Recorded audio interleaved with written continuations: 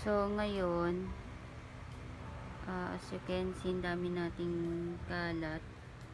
Mag-aayos tayo ng mga bag. So, yan. Hindi ko kasi alam kung saan sila ilalagay. So, yung iba, lagay muna natin sa mga paper bag. Yan.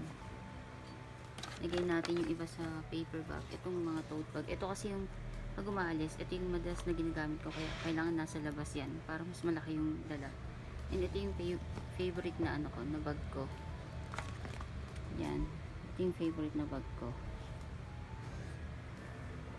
So, yan. Medyo marami yung wallet. Kasi, minsan, pag nakakita ko ng wallet na ganito, minsan tiniteron ako sa kulay ng bag. Like, yan. Yung malapit ba? Yung mga ganyan. So, yan. Yan. Sobrang nipis na.